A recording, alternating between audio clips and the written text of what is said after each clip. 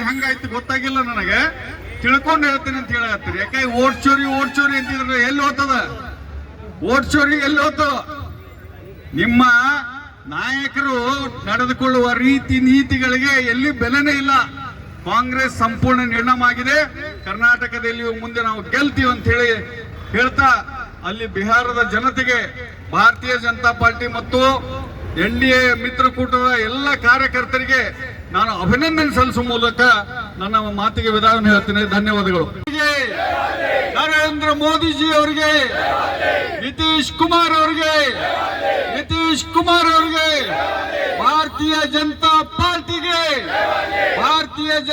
ಪಾರ್ಟಿಗೆ ಮಾನ್ಯರೇ,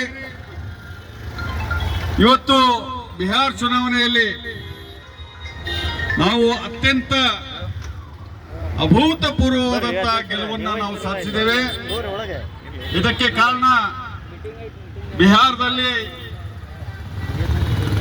ನಮ್ಮ ದೇಶದ ಚುಕ್ಕಾಣಿಯನ್ನು ಹಿಡಿದಂತ ನಮ್ಮ ಪ್ರಧಾನಮಂತ್ರಿ ನರೇಂದ್ರ ಮೋದಿಯವರ ಉತ್ತಮ ಕೆಲಸಗಳು, ನಿತೀಶ್ ಕುಮಾರ್ ಅವರು ಮಾಡಿರುವಂತಹ ಬಿಜೆಪಿ ಜೊತೆ ಸರ್ಕಾರ ರಚಿಸಿಕೊಂಡು ನಿತೀಶ್ ಕುಮಾರ್ ಅವರು ಮಾಡಿರುವಂತಹ ಬಿಹಾರದಲ್ಲಿ ಕೆಲಸಗಳು, ವಿಶೇಷವಾಗಿ ಮಹಿಳೆಯರ ಬಗ್ಗೆ ತೆಗೆದುಕೊಂಡಂತ ಕಾಳಜಿ, ಆ ಬಿಹಾರದ ಅಭಿವೃದ್ಧಿ ಬಗ್ಗೆ ತಾಳಿದಂತ ನಿಲುವು ಇವತ್ತು ಮತ್ತೊಮ್ಮೆ ಬಿಜೆಪಿ ಮತ್ತು NDA ಅಲ್ಲಿ ಅಭೂತಪೂರ್ವವಾದಂತಹ ಗೆಲುವನ್ನು ಸಾಧಿಸಿದೆ.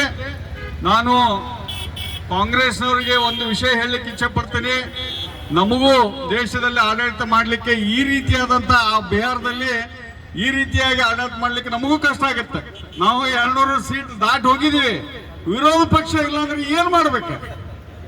ಅದಕ್ಕೆ ಕಾಂಗ್ರೆಸ್ನವ್ರಿಗೆ ನಾನು ಮನವಿ ಮಾಡ್ತೀನಿ, ದಯವಿಟ್ಟು ನಮಗೆ ಸ್ಟ್ರಾಂಗ್ ವಿರೋಧ ಪಕ್ಷ ಬೇಕು. ಮೊದಲು ನೀವು ರಾಹುಲ್ ಗಾಂಧಿ ಅವ್ರನ್ನ ನಿಮ್ಮ ನಾಯಕರನ್ನೋದನ್ನ ಬಿಟ್ಟು ಬೇರೆ ಯಾರನ್ನಾದ್ರೂ ಆರಿಸ್ಕೊಳ್ರಿ. ಇಲ್ಲಾಂದ್ರೆ ನಿಮ್ಮ ಕಾಂಗ್ರೆಸ್ ನಿರ್ನಾಮ ಆಗಿ ಹೋಗಿದೆ. ಮೋದಿ ಅವರ ಹೊರತಕ್ಕೆ ಮೋದಿ ಅವರು ಹೇಳಿದ್ರು ಕಾಂಗ್ರೆಸ್ ನಿರ್ನಾಮ ಆಗುತ್ತಂತ, ಆ ರೀತಿಯಾಗಿ ಇವತ್ತು ಕಾಂಗ್ರೆಸ್ ನಿರ್ನಾಮ ಆಗ್ತಾ ಇದೆ. ರಾಹುಲ್ ಗಾಂಧಿ ಅವರು ಏನ್ ಹೇಳ್ತಾ ಇದ್ರು, ಓಟ್ ಚೋರಿ.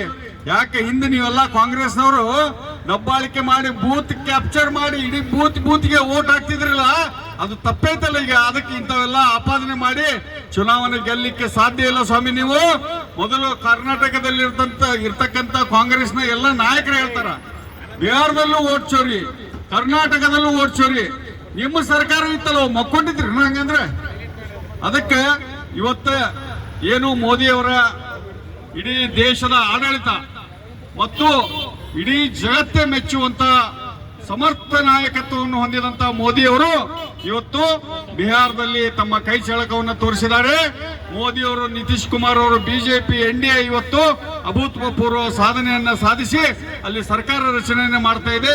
ಮುಂದಿನ ದಿನಗಳಲ್ಲಿ ಕರ್ನಾಟಕದಲ್ಲಿಯೂ ಕೂಡ ಈಗೇನು ಬಿಹಾರ ಚುನಾವಣೆ ಆಗಿದೆಯಲ್ಲ, ಅದೇ ರೀತಿ ಕರ್ನಾಟಕದಲ್ಲಿ ಚುನಾವಣೆ ಆಗುತ್ತೆ, ಕಾಂಗ್ರೆಸ್ ಧೂಳಿಪಟ ಆಗುತ್ತೆ ಅಂತ ಹೇಳಿ ಈ ಸಂದರ್ಭಕ್ಕೆ ಹೇಳಲಿಕ್ಕೆ ನಾನು ಇಚ್ಛೆ ಪಡ್ತೀನಿ.